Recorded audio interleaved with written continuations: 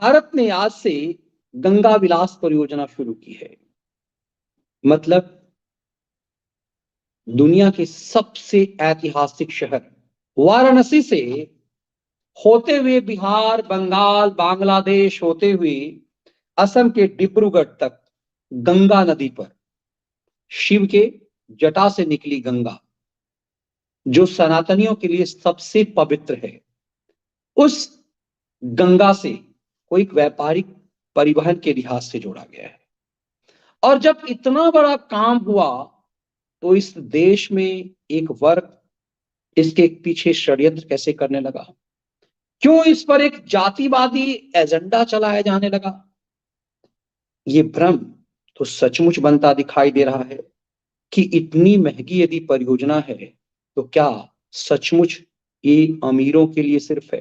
जब किसी मामले को गरीबी और अमीरी के मुलम्मास पर चढ़ा दिया जाता है तो फिर उसका उद्देश्य भटकने लगता है। तो प्रधानमंत्री नरेंद्र मोदी की बहुव्यापी काल्पनिक परियोजना जो जमीन पे उतरा है, गंगा विलास, वो क्या है, उसको लेकर के क्या भ्रम है, इसे समझना बहुत जरूरी है। क्योंकि परसेप्शन का ही तो खेल है जो खैरातियों के माध्यम से खेला जाता है। तो सीधे लखनऊ से जुड़ते हैं सतीश जी के साथ। सर नमस्कार। नमस्कार मनीष जी, दर्शकों को भी नमस्कार। सर, बहुत बहुप्रतीक्षित परियोजना जो है प्रधानमंत्री नरेंद्र मोदी का, जो सालों से था, धरती के सबसे ऐतिहासिक शहर वाराणसी से होते हुए बिहार, बंगाल, बांग्लादेश, मतलब एक इंटरनेशनल सीमा भी पार होगा, और उससे होते हुए आसाम, डिब्रूगढ़ तक इसका जाना। इस परियोजना के सामने अब चूंकि प्रधानमंत्री ने स्वयं इनिशिएटिव लिया, हर चीज को प्रधानमंत्री, चूंकि वो खुद भारत के प्रधानमंत्री हैं तो इसके मायने हैं, और इसको कैसे इसका इसका असर दिखे, इसके मायने समझ में आए, इसलिए प्रधानमंत्री खुद इस तरह की चीजों का उद्घाटन करते हैं। वो चाहे तो अपने किसी दूसरे मंत्री से करा सकते हैं। आज उन्होंने कहा कि यदि परिवहन नदियों के माध्यम से होने लगे तो खर्च कम हो जाएगा। लेकिन आज उन्होंने इसे धरती के सबसे ऐतिहासिक शहर, भगवान शिव के त्रिशूल पर जिसे कहा जाता है, जो कहा जाता है कि धरती पर है ही नहीं, उस वाराणसी से शुरू हुआ। तो उन्होंने तमाम भारतीय धार्मिक आस्था से जोड़ा, पटना साहिब को जोड़ा कि सिखों के लिए क्या इसके मायने हैं, गंगा के किनारे जो तो ये कैसे डेवलपमेंट होगा। लेकिन एक फरेब तो यह भी गढ़ा जा रहा है, ये अमीरों अय्यासियों के लिए है, ये विलास है, ये सनातन को चोट पहुंचाने वाला है, ये वाराणसी जैसे पवित्र स्थल को की तबाही लाने के लिए है, ये वहां पर हमारी आस्था को चोटिल कर देने वाला है, ये गंगा को तबाह कर देने वाला है। इसमें कूद पड़े बिहार में विकास पुरुष के चेले लल्लन सिंह, और उसने तो ये कह दिया कि हम बिहार में चलने ही नहीं देंगे इस परियोजना को। ये एक मल्लाहों के खिलाफ है, क्योंकि नदी से मल्लाहों की आस्था जुड़ी हुई है, रोजी रोटी जुड़ी हुई है। तो क्या इस परियोजना के लिए भ्रम फैलाकर देश में एक गृह युद्ध टाइप की स्थिति बनाने की है, एक बड़ा खेल है, और उसमें एक परसेप्शन देश के मीडिया का खैराती वर्ग खेल कर रहा है। जरा इसे विस्तार से समझाइए कि ये पूरा मामला क्या है, और इसको लेकर के जो भ्रम फैलाया जा रहा है उस भ्रम के क्या मायने हैं। मोदी जी, इन पे तो अभी बाद में आऊंगा। लल्लन सिंह जैसे लोग क्यों उछल कूद रहे हैं, इनको डर लग रहा है। इनको डर लग रहा है कि इनकी कलई खुलने का समय आ गया, बहुत बुरी तरह से बेनकाब होंगे। और फिर आज वही घूम फिर के बाद बिहार की जनता पे आ जाएगी कि बिहार की जनता क्यों इनसे सावधान रहे। और ये कैसे सच ना सामने आए तो किस तरह गुंडई भी आमादा हो जाते हैं। इन्होंने कहा कि हम रोकेंगे, इसका विरोध करेंगे, पर उस पर बाद में आऊंगा मनीष जी। पहले इस गंगा विलास क्रूज पे आते हैं। मनीष जी, गंगा विलास क्रूज के लिए सबसे ज्यादा खैराती जो लुटेन दिल्ली के दलाल, उनको मैं सवेरे से देख रहा था। उनको एक ही चीज की बड़ी पीड़ा थी कि बड़ा महंगा है, आम आदमी के तो बस का नहीं है। दूसरे आज जो पहला ग्रुप जा रहा है इसमें सब विदेशी हैं, शायद जर्मनी स्विट्जरलैंड के थे, सब विदेशी जा रहे हैं।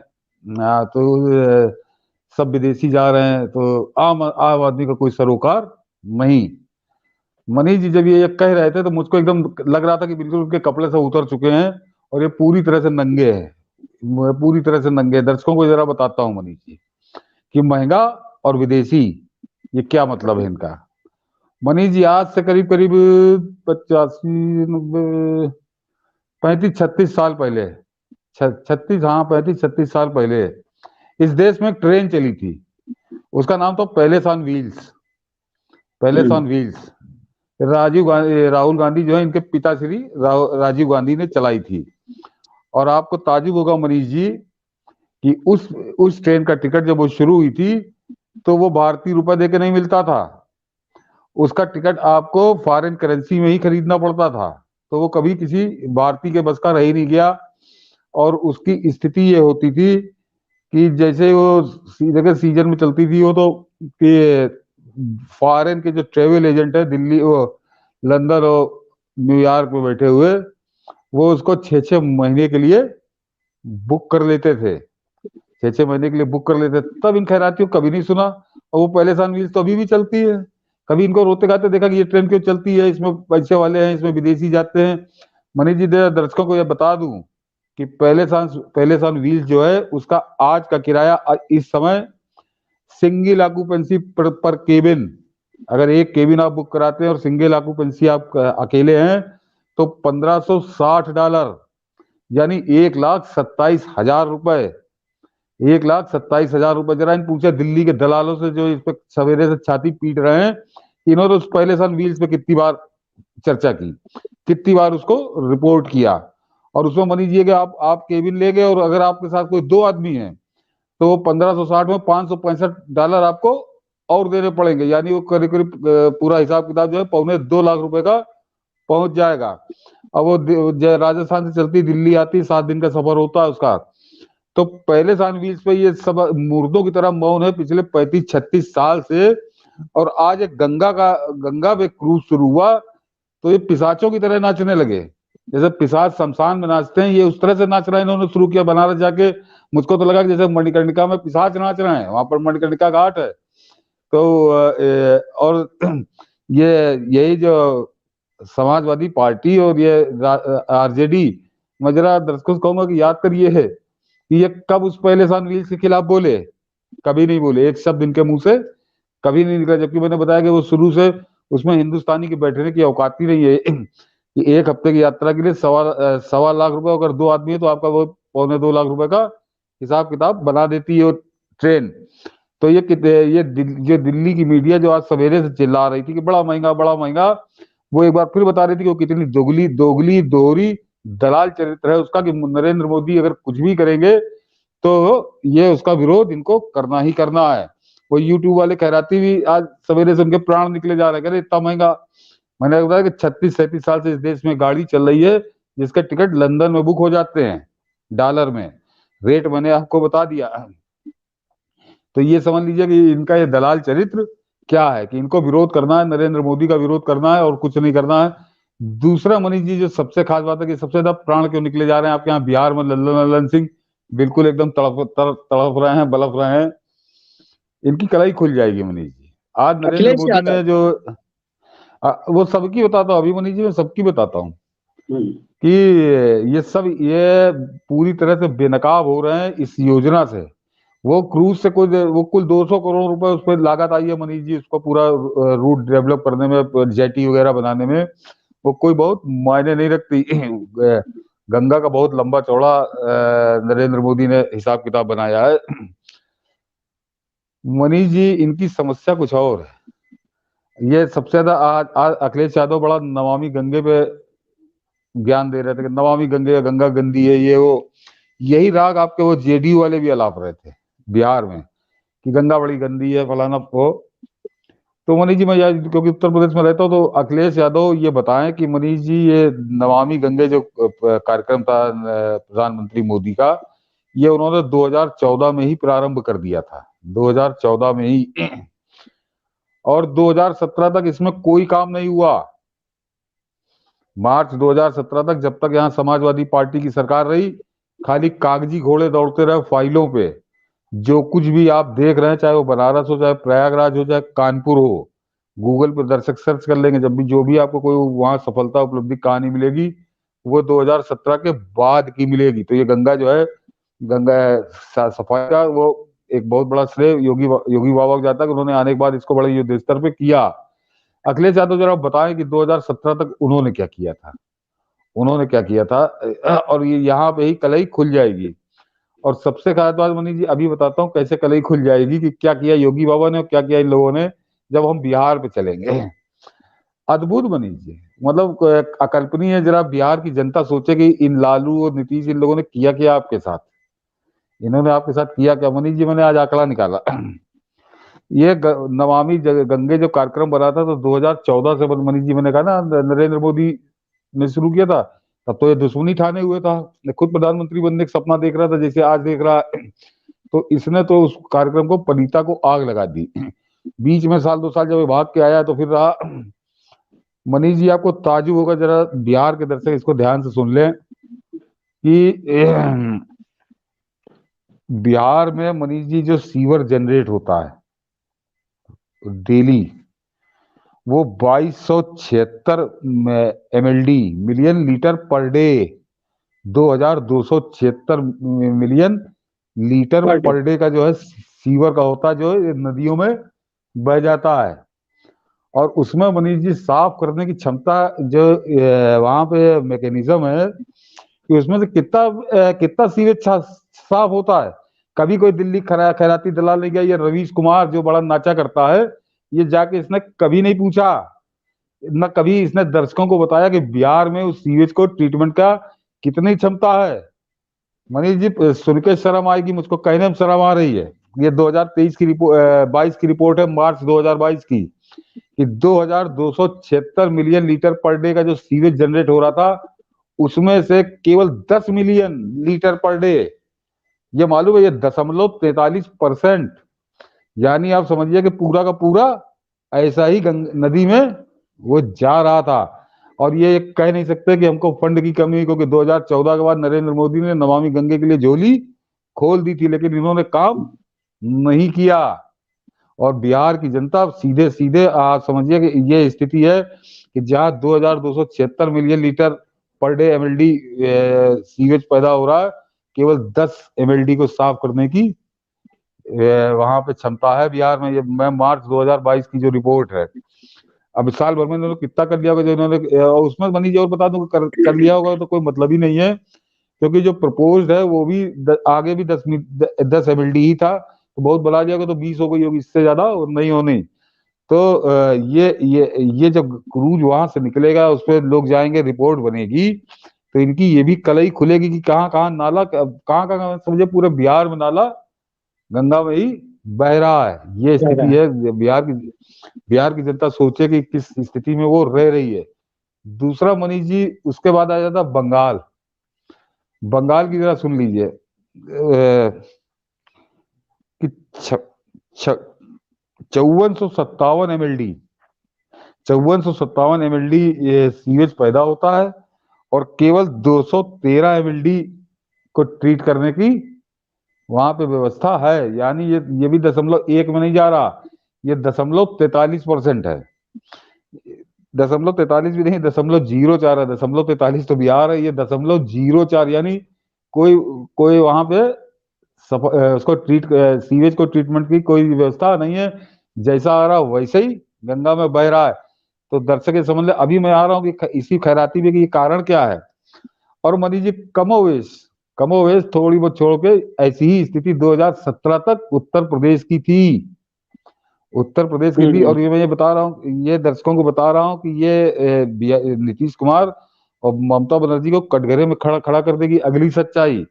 मनीष जी उत्तर प्रदेश की भी स्थिति बहुत बढ़िया नहीं थी। उत्तर प्रदेश में 8,263 MLD सीवेज जा रहा था, लेकिन आज की तारीख में 8,263 है, लेकिन उसमें से 40%, लगभग 3200 MLD सीवेज ट्रीटमेंट हो रहा है उसका। और अभी जो योजना चल रही है अगले 2-3 साल में, वो भी योगी बाबा पूरा कर देंगे।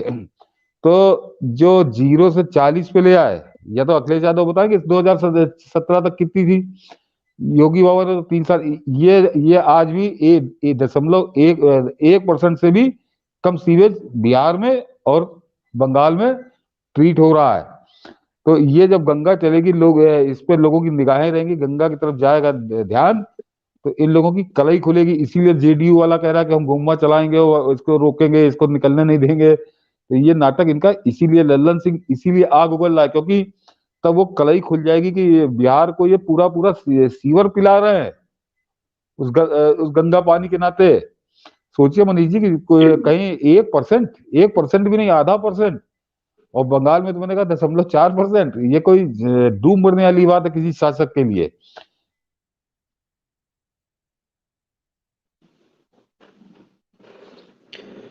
बिल्कुल, इस पूरे परिप्रेक्ष्य से हमने समझने की ये कोशिश की है कि जिन लोगों ने गंगा को पूरी तरह से तबाह किया, जिस मुलायम सिंह यादव और उनके पिता अखिलेश यादव के दौर में, उसके बाद वो लोग, और जिस लंबे समय तक, जो लगभग 3 दशक से ज्यादा समय तक जो दोनों बंधु बिहारी की सरकार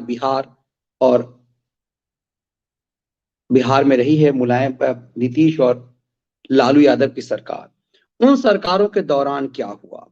और अहम चीज ये है, सबसे महत्वपूर्ण चीज ये है इन सबसे अलग हट करके, कि क्या ये एक बड़े एजेंडे की तहत हो रहा था, क्या ये एक बौखलाहट है। क्योंकि भारत जैसे देश में नदी जल को, नदी से इस तरह की व्यवस्था कर पाना लगभग लगभग असंभव था।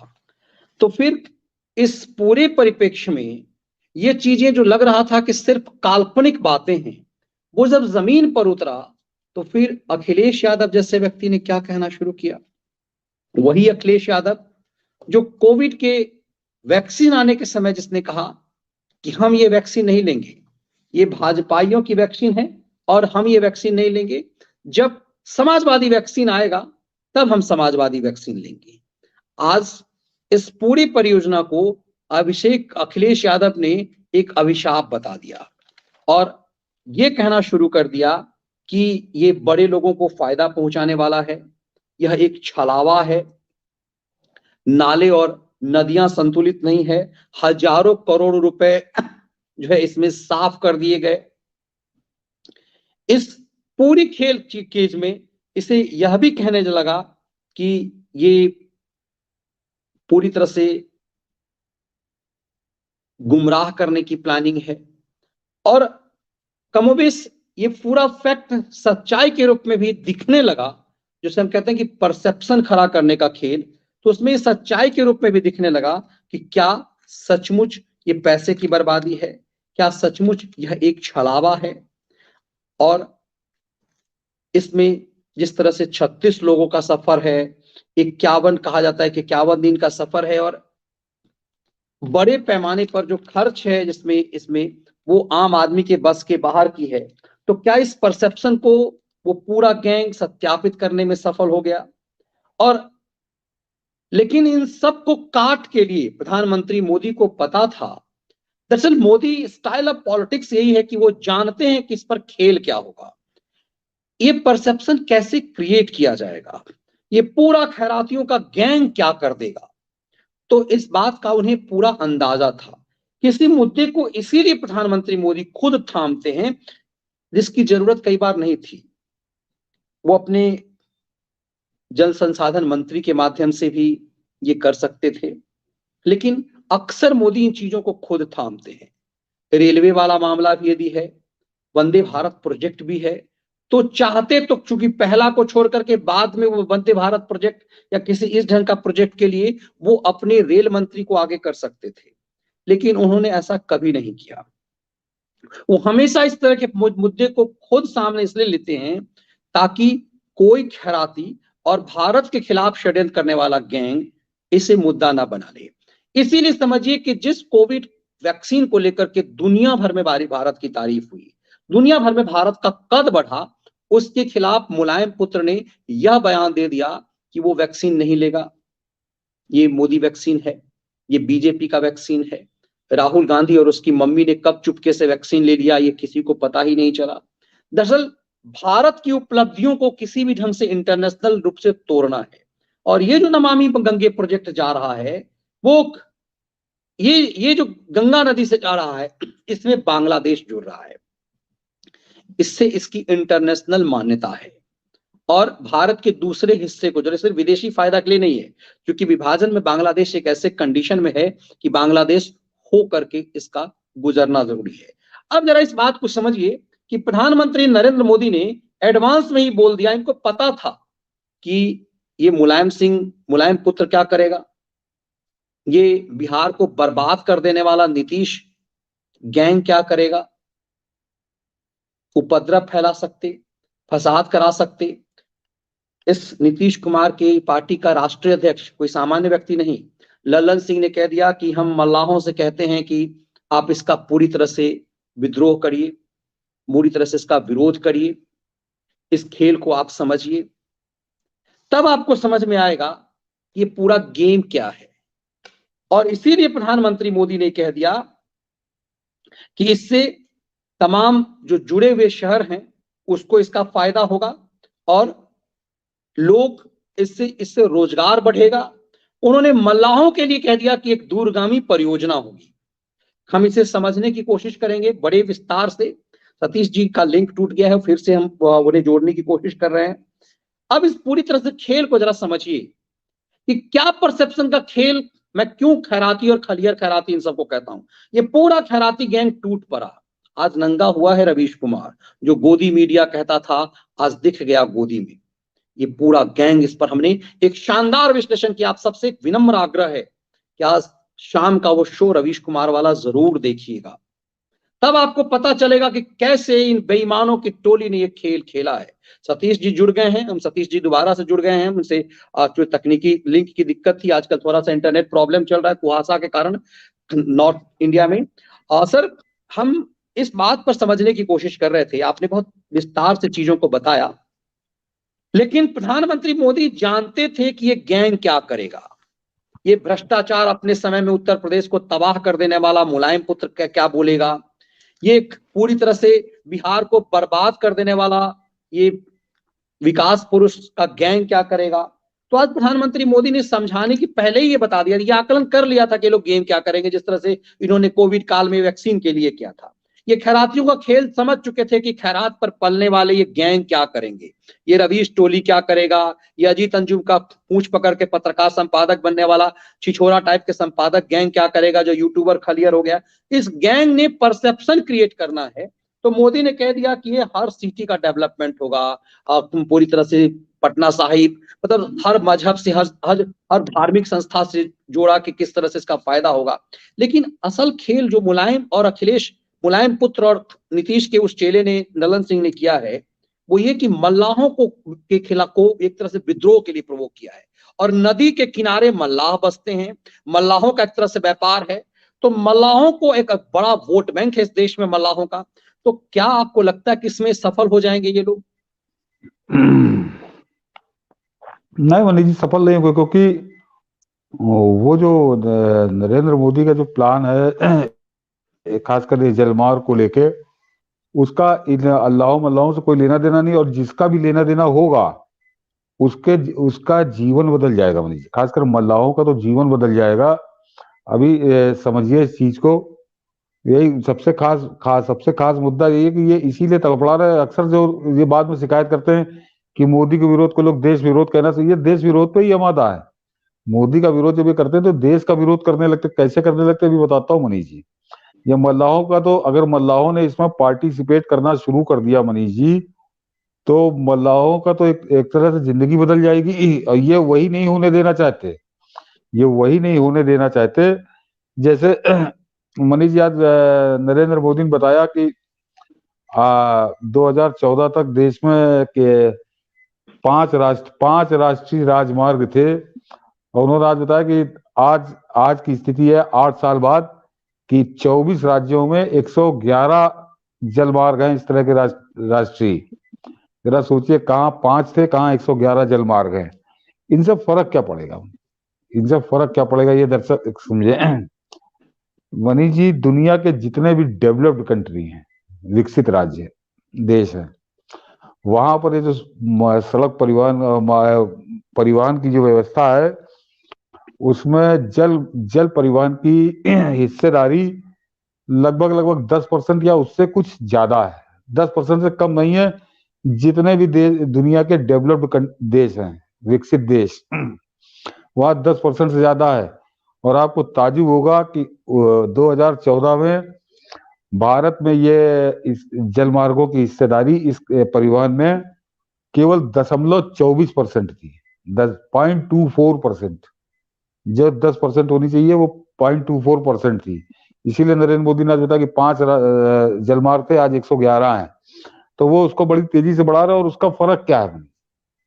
उसका फर्क यह है कि हिंदुस्तान में जो परिवहन होता है माल ढुलाई का जो काम होता है, उसमें समझिए करीब 50% माल जो है वो सड़क से, और 37-38% माल जो है वो रेलवे से ढोया जाता है, रेलवे से ढुलता है। वो कितना महंगा पड़ता है कि एक जो रिपोर्ट है उससे पता लगा कि जो सड़क दुर्घटनाएं होती हैं, 4 लाख से ज्यादा सड़क दुर्घटनाएं देश में होती हैं, और उनसे हर साल वह जो है करीब 65 से 75 हजार करोड़ रुपए का नुकसान देश को होता है। वो जो माल लदा होता है बेकार हो जाता है। आपने अक्सर देखा रोड पे पलटे हुए, कहीं कुछ फैल गया, कहीं बालू फैली, कहीं मोरम फैली, इस तरह से 65 से 75 हजार करोड़ रुपए का नुकसान होता है। और उससे ज्यादा खास बात है मनीष जी की जो सड़क से माल ढोया जाता है उसकी आती है करीब ₹2.5 पर किलोमीटर। वो देखिए ₹2.5 पर किलोमीटर पर लागत आती है। रेलवे से वो ₹1.40 पर किलोमीटर आती है। और जब जल मार्ग से आप करते हैं तो वो ₹1 पर किलोमीटर हो जाती है। ₹1 पर किलोमीटर हो जाती है। तो ये तो नक्शा बदल देने वाला एक कार्यक्रम शुरू किया है नरेंद्र मोदी। और दूसरे जो आपने छोटे मल्लाहों की बात की, ये दुष्ट उनको भड़का रहे हैं। ये मनीष जी सारा परिवहन ऐसे नहीं होगा कि कलकत्ते से बांग्लादेशी नहीं जाएगा माल। जैसे हमारे यहाँ कानपुर, इलाहाबाद या इलाहाबाद बनारस की गंगा से जुड़े हुए शहर है, इन शहरों से जो छोटा माल ढुलाई काम होता है, जो एक ट्रक में आता है वही माल नाव में भी आ जाएगा, तो वो जल्दी पहुंचेगा, सुरक्षित पहुंचेगा। तो वो अगर काम शुरू हो गया, ये बड़े वो निश्चित नरेंद्र मोदी का यही प्लान है कि ये बहुत सघन हो जाए ये मामला। इसलिए ये इस बात से डर रहा है कि उसके बाद तो हिलाना मुश्किल हो जाएगा। तो ये पहले ही बरगला है कि ये लोग, इन लोगों को बिना सोचे समझे इनको जुझा दो इसमें। और क्योंकि इनको अपना डर लग रहा है, इनके काली करतूतें, इनकी निकम्मापन, इनका नकारापन उससे उजागर हो जाएगा। इस वजह से ये काम कर रहे हैं। क्योंकि ये नरेंद्र मोदी कहते कुछ नहीं, लेकिन वो जो काम करते चले जाते हैं उससे स्वतः नग्न हो जाते हैं। मैंने कहा ना, आज ये विरोध ना कर रहे होते तो हम लोग ये सीवेज वाला सच नहीं बताते, उसका उल्लेख ही ना होता। लेकिन ये बताना जरूरी था कि बिहार को ये सीधे सीधे पूरा सीवर ही पिला रहे, नहला रहे हैं उससे। ये पूछे तो क्या बिहार की क्या जनता आपको इससे। क्या लगता है कि ये इसलिए डर रहे हैं, ललन सिंह जो ड्रामा कर रहा है वो इसलिए क्योंकि बिहार में गंगा को जिस तरह से ज्यादा बर्बाद किया गया है? जो आप कह रहे थे कि यही स्थिति उत्तर प्रदेश में थी, क्योंकि उत्तर प्रदेश में तो सबसे लंबा गंगा का जो है राह है वो सबसे लंबा है, और पूरा डैमेज था योगी काल में, उसे बेहतरीन काम किया गया है। जब प्रधानमंत्री कहते हैं कि ये जब जाएगा तो वाराणसी जो धरती पर सबसे पौराणिक शहर माना जाता है, भगवान शिव की नगरी, वो होते हुए वो पटना जाएगा। पाटलिपुत्र भारत की सबसे प्राचीनतम राजधानी कहते हैं, वहां पटना साहिब है। तो उन्होंने आस्था जोड़ा ना सिर्फ सनातन बल्कि सिखों की आस्था से, कि मतलब ये कि 51 दिनों का जो यात्रा है तो सिर्फ जल में नहीं रहेंगे, वो उन उससे जुड़े हुए शहरों में उन्हें घुमाया जाएगा, वो समझेंगे। तो तय सी बात है कि व्यापार बढ़ेगा, मल्लाहों का भी व्यापार बढ़ेगा। आज इनको पता था प्रधानमंत्री को कि एक खैराती गैंग यही काम करेगा। अब खैरातियों का तो हमने आज विश्लेषण में कहा कि देखिए, आज रवीश कुमार जो खैराती सरगना इस देश का है, जो तुष्टीकरण के चीजों का एक प्रणेता है, आज नग्न हो गया कि जो कहता था कि नेता के साथ फोटो खिंचाना पत्रकार का जो के लिए पाप है, तो आपके अखिलेश यादव के साथ सेल्फी भी ले रहा था, आज तो नग्न हो गया। राहुल गांधी की तो पूरा एजेंडा खुल गया। ये धीरे धीरे सब नग्न हो रहे हैं। प्रधानमंत्री को पता था कि क्या बोलेंगे तो पहले बोल गए। सर, कुछ चिरकुट यहाँ कूद रहे हैं जो अपने आप को एक्स मुस्लिम टाइप कह रहा है, नकली नकली आईडी से। वो लोग कह रहे हैं कि समेत शिखर से इसकी तुलना कर रहे हैं। मुझे लगता है कि चूंकि ये लोग बना देते हैं तो एक भ्रम बना देते हैं। जरा इस पे भी बताइए कि संवेद शिखर से इसकी तुलना कर रहे हैं कि संवेद शिखर जैन समाज छोटा था, विरोध किया तो हिंदू भी समाज, मतलब एक तो जैनियों को ये हिंदू से काटने का षड्यंत्र होता है ये। मैंने भी संवेद शिखर पर जो झारखंड सरकार की प्लानिंग था उसका विरोध किया था और दो विश्लेषण यहाँ किया था। संवेद शिखर से जोड़ा जा रहा है कि यदि संवेद शिखर जो है धार्मिक पर्यटन नहीं बनने दिया गया तो ये वाराणसी को क्यों कर रहे हैं और गंगा को क्यों कर रहे हैं, जरा इसको क्लियर कीजिए। नहीं तो इनको मनीष जी ध्यान ना दिया करिए। इनको मेरी सलाह है कि कल से तुम बनारस के गंगा घाट पे आमरण अनशन पे बैठ जाओ इसके विरोध में। इसे कपड़े वपड़े उतार के राहुल गांधी जैसे टी शर्ट पहन के घूम रहा है। तुम अपने और अपने गुरु जो तुमको सिखाते समझाते हैं, ज्ञान देते हैं, जिनसे तुम्हारे अकल डाढ़ निकलती है, तुम लोग कल से बनारस के गंगा घाट पे उघारे बिना कपड़े के बैठो कि जब तक ये नहीं रुकेगा ये क्रूज, तब तक तुम अब हटोगे नहीं, चाहे प्राण निकल जाए। कल से आमरण अनशन पे बैठो, सबसे बढ़िया, इससे बढ़िया कोई मौका नहीं है यहाँ पे समझाने का। हम तो बहुत संतुष्ट हैं, मैं भी हिंदू, मैं भी ब्राह्मण हूँ, मुझे खूब संतुष्टि है और मैं चाहता हूँ कि ऐसे और योजनाएं नरेंद्र मोदी जल्दी से जल्दी प्रारंभ करें। जाके लड़ना तो उस नीतीश कुमार से लड़ो जहाँ 99.57% सीवेज सीधे गंगा में जा रहा है। यहाँ ज्ञान मत बघारो, तो मनीष जी को ज्ञान देने मत दो, इनको तवज्जो देने की जरूरत नहीं इसलिए मनीष इस जी। भ्रम को दूर करना इसलिए जरूरी था कि बताना जरूरी है कि सबसे इंटरेस्टिंग कि उसमें ज्यादातर क्रिश्चियन और दूसरे मजहब के लोग हैं, लेकिन भोजन जो है 51 दिन में किसी भी समय वहां पर खाना नॉनवेज की मनाही है, क्योंकि यात्रा गंगा से बह रही है। तो ये अपने आप में एक बड़ी बात है कि वाराणसी से डिब्रूगढ़ तक जाने वाली इस यात्रा में आप जब ट्रेन में सफर करते हैं तो राजधानी में आपको जब डिब्रूगढ़ वाली राजधानी पकड़ते हैं तो उसका भोजन आपको दूसरे राजधानी से अलग मिलता है, दक्षिण की राजधानी में भोजन अलग मिलता है। तो मतलब कि जैसा लोग यात्रा करते हैं भोजन उसके मुताबिक होता है, लेकिन इसमें भोजन पूरी तरह से सात्विक सनातनी है। तो इसका मतलब ये अपने आप में संदेश अपने आप में बड़ा है। इसीलिए इस भ्रम को समझने से बेहतर इस बात को समझना जरूरी है कि एक नया प्रयोग हुआ है और इससे दुनिया को, भारत को समझने का अवसर मिलेगा। और धार्मिक, मुझे लगता है जैन समाज ने कभी इस बात का विरोध नहीं किया कि लोग वहां पर्यटन के लिए नहीं जाएं, क्योंकि वहां किसी भी ढंग से बर्बादी, जिस ढंग से भोजन उनकी आपत्ति, चूंकि वो एक अहिंसक समाज है इसीलिए वहां पर लोग अंडा खाएंगे, मुर्गा मछली खाएंगे। उनका विरोध सिर्फ इस बात का है। उनका विरोध इस बात का नहीं था कि कोई गैर जानी, कोई इस्लामी, कोई ईसाई, कोई दूसरे मजहब का कोई क्यों पहुंचेगा। तो दोनों में फर्क है। मुझे लगता है कि कोई जब भ्रम बना, क्योंकि पूरा खेल परसेप्शन का है। इस देश में खैराती मीडिया ने, दलालों ने जो अपनी मम्मी की सरकार के दौरान खैरात पर जो परसेप्शन भारत के खिलाफ फैलाए, उसी का प्रयास है कि पूरे देश में भ्रम का जाल फैला रहा, वही धीरे धीरे पूरी तरह से उतर रहा है। और इसीलिए इस बात को समझना जरूरी है। सर, आपका कंक्लूज करते समय यदि हाँ मनोज जी, एक दर्शकों को और बता दूं कि आप अक्सर पढ़ते हो कहीं किसी अखबार में निकला है, कहीं वो न्यूज चैनल वाला लेके माइक टहलने लगा गंगा किनारे की, गंगा बड़ी गंदी है, गंगा बिल्कुल साफ नहीं है, दुनिया भर की बातें, वो कभी आपके सामने फैक्ट और फिगर नहीं रखेगा। मैं बड़ा एक छोटा सा उदाहरण दे रहा हूं, उससे आपकी समझ में आ जाएगा कि गंगा साफ हुई या नहीं हुई। मनीष जी, इस देश का प्रधानमंत्री 2019 के प्रयागराज के अर्ध कुंभ में सबने देखा होगा डुबकी लगाते हुए, सबने, और डुबकी नहीं लगाई थी, बड़ी देर तक उन्होंने प्रार्थना की थी। ये अगर पानी वो बैक्टीरिया वाला, कीटाणु वाला गंदा होता, क्या एसपीजी सुरक्षा उनको जाने देती? या नरेंद्र मोदी, इस देश का प्रधानमंत्री, क्या उस पानी में डुबकी लगाता, खड़े होकर सूर्य की आराधना करता? नहीं करता मनीष जी। जब पढ़े लिखे उनकी समझ में आ जानी चाहिए। उसके बाद आ जाइए 2021, जब बाबा विश्वनाथ का वो हुआ, कॉरिडोर का उद्घाटन हुआ, तब फिर आपने देखा कि बनारस की गंगा में बनारस की गंगा में नरेंद्र मोदी कम से कम 10 मिनट तक उस पानी में रहे। क्या अगर वो बनारस में गंगा गंदी होती, नाले का पानी आ रहा होता, तो देश का प्रधानमंत्री उतरता या एसपीजी उनको उतरने देती? कभी नहीं, कोई सवाल ही नहीं पैदा होता था।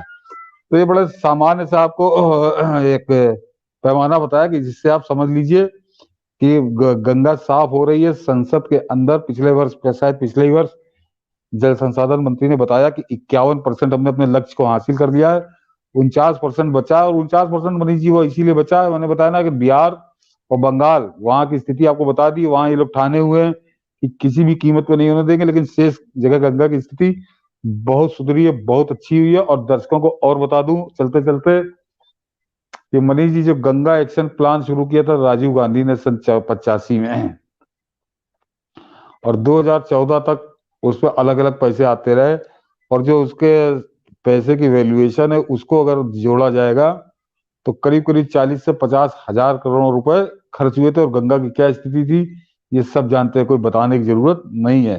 तो 40-50 हजार करोड़ रुपए वो कहाँ चले गए, ये कभी ये खैराती नहीं पूछते, ना कभी उसका ऑडिट करते हैं, ना उसके बारे में कोई चर्चा करते हैं। और जिस गंगा में देश का प्रधानमंत्री डुबकी लगाता है, वहां खड़े होकर सूर्य को अर्घ देता है, उसको ये बताते हैं कि गंगा बड़ी गंदी है। तो ये इनका एक एजेंडा है, प्रोपोगंडा है। इससे सावधान रहिए, इससे कोई भला नहीं होने वाला। और नरेंद्र मोदी विचलित नहीं होने वाले। अभी एक क्रूज चला है, उनकी योजना पूरे देश में जलमार्गों पर क्रूज चलाने की है, और वो बहुत जल्दी हम लोग चलते हुए देखेंगे। वही देश की संपन्नता, समृद्धि, सुख समृद्धि, संपन्नता का द्योतक होंगे, उसी का प्रतीक बनेंगे वो। और ये खैराती जो गंगा के दुश्मन है, माँ गंगा के दुश्मन है, ये इसी तरह से जलेंगे, ये इसी तरह से जलेंगे। बिल्कुल सर, आपने पूरा क्लियर कर दिया। प्रधानमंत्री, भारत के प्रधानमंत्री, मुझे लगता है इतिहास में पहली बार हुआ कि प्रधानमंत्री सार्वजनिक स्थल पर इस ढंग से उन्होंने गंगा में डुबकी लगाई। ये सामान्य मामला नहीं था, इसलिए क्योंकि वो चाह करके भी उनकी एसपीजी इस तरह की इजाजत नहीं दे सकती। हम और आप इसे एक पत्रकार के रूप में और बेहतर तरीके से समझ सकते हैं। आज आलम ये है कि एक क्रिश्चियन और एक मुस्लिम परिवार से राहुल गांधी और उनकी बहन प्रियंका वाड्रा उसी गंगा में डुबकी लगाने के लिए, प्रियंका वाड्रा ने तो लगाया भी, और जो हिंदुत्व का विरोध करने वाला वो त्रिपुंड लगा करके, आप तो कह रहे हैं कि बनारस के घाट पर कभी वो भूत लगा करके नंगा नाचेगा, तो उस वक्त का भी इस देश इंतजार कर रहा है। क्योंकि इस बदलाव को आप देख रहे हैं कि राहुल गांधी में क्या कुछ हुआ। ये विरोध करते करते, मोदी विरोध करते करते किस स्तर तक जा रहे हैं, तो इन सब का इंतजार कीजिए कि कब वो भभूत लगा करके नाचता है, जो सतीश जी ने कहा था एक समय में, तो उसका हम लोग इंतजार करें। ये परसेप्शन जो ये फरेब की कोशिश की गई है, हम लोग आज भी दूसरा विषय ले रहे थे, लेकिन सतीश जी की इच्छा हुई कि ये जो एक भ्रम बनाया जा रहा है, ये बहुत गंभीर मामला है। इसे अमीरों का, विदेशियों के लिए पैसे की बर्बादी का एक जो मुद्दा बनाया गया, धार्मिक आस्था सनातन का, उस पर उसे समझना बहुत जरूरी था। एक अमित जी एनआरआई साथी हमारे, वो कह रहे हैं कि मनीष जी एंड सतीश जी, आपको आपका प्रोग्राम एनालिसिस के लिए है, धन्यवाद। Wish you two can have an hour to analysis top 5 news item daily. देखिए, हम लोगों ने प्रयास किया है, लेकिन थोड़ा सा इसमें क्या होता है कि अलग अलग विषय जब उठाते हैं तो लोग उसे बहुत इंटरेस्ट नहीं लेते हैं। और हम चूंकि सतीश जी के साथ जब आंकड़ों के साथ, तथ्यात्मक फैक्ट के साथ हम लोग चाहते हैं, और किसी भी रूप में ये होता है कि कहीं पर भी किसी चीज से भटका नहीं जाए, तो सिर्फ काउंटिंग के लिए भी करेंगे, लेकिन एक प्रयास ये करेंगे कि मुझे कई लोग ये चाहते हैं कि 3-4 खबर बता दिया जाए, क्योंकि बहुत सारे लोग कहते हैं कि हम लोगों ने टीवी देखना बंद कर दिया है। तो यदि ये संभव हो पाया तो ब्रीफली हम लोग कोशिश करेंगे कि दिन भर की उस 4 खबर के बारे में 5 से 7 मिनट में आपको बता दें। चूंकि अमित जी की सलाह, बहुत लोग ऐसा कहते हैं, एक बार हमने शुरुआत में प्रयोग किया था, लेकिन उसे लोग बहुत इंटरेस्ट नहीं लेते हैं। यदि आपने चाहा, यदि, क्योंकि हम अपना हर शो अपने व्यूअर्स की इच्छा से करते हैं, उनकी सलाह को मानते हैं, और पूरा फैक्ट इस लिहाज से होता है कि आंकड़ों की सिर्फ बाजीगरी नहीं होती है, पूरे फैक्ट्स पे बात होता है, और पूरी इसमें डूबने का और षड्यंत्र के खेल का खुलासा करना होता है। इसीलिए आज दोपहर में रवीश कुमार पर का जो मुद्दा हमने उठाया, वो आपको जरूर देखना चाहिए। उससे सिर्फ एक व्यक्ति का नहीं, पूरा खेल आपको खुलेगा कि किस तरह से सालों से इन लोगों ने ये खेल खेला है, और दुनिया को सनातनी दर्शन हो जाएगा। ये बिल्कुल मुझे लगता है कि बहुत बड़ा एक भ्रम फैलाया गया कि अपने, चूंकि सनातनियों के हिस्से को लेकर के, और उसी मुद्दे को हम लोगों ने कोशिश किया है कि उसे आप तक समझाया जाए। ये कुछ कहना चाह रहे हैं आप सर? हाँ मनीष जी, एक और दर्शकों को बता दूं, ये बहुत काम की चीजें है नमामि गंगे के लिए, कि मनीष जी यूरोप में एक नदी है, राइन नदी है, राइन नदी है। वो Switzerland, Austria, Germany, France, Netherland और लिंचेस्टाइन, इन 6 देशों से बहती है वो। और उसकी लंबाई है 1320 किलोमीटर, और उसका जो प्रवाह है वो है करीब करीब 2000 क्यूबिक मीटर पर सेकेंड। और वो नदी भी बड़ी प्रदूषित थी, और उसको इन 6 देशों ने मिलकर साफ करने की ठानी, और उसमें उनका बजट आया था 42 बिलियन यूरो। जरा सोचिए, 42 बिलियन यूरो, यानी लगभग लगभग आप मान लीजिए कि 9 या 27 करीब 3 सवा 3 लाख करोड़ रुपए का वो आया। और समय लगा था मनीष जी 30 वर्ष, 30 साल में 3 साढ़े 3 लाख रुपए खर्च करके तब राइन नदी साफ हुई थी। और ये कोई भुखमरे पाकिस्तान जैसे देश नहीं है जो जिनके मैं नाम बता रहा हूँ, स्विट्जरलैंड, फ्रांस, जर्मनी, ऑस्ट्रिया, ये संपन्न देश थे। इनके पास तकनीक की भी कमी नहीं थी, लेकिन इनको उस नदी को साफ करने में 30 साल लगे, और 3.5 लाख करोड़ रुपए इन्होंने लगे भारतीय मुद्रा में।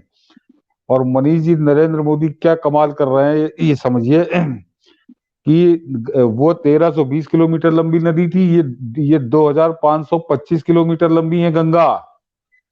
और उसका जो प्रवाह था वो 200 क्यूबिक मीटर प्रति सेकंड था, इसका 11,000 क्यूबिक मीटर प्रति सेकंड है गंगा का प्रवाह। और उसके लिए उन्होंने 30,000 करोड़ रुपए का बजट रखा है।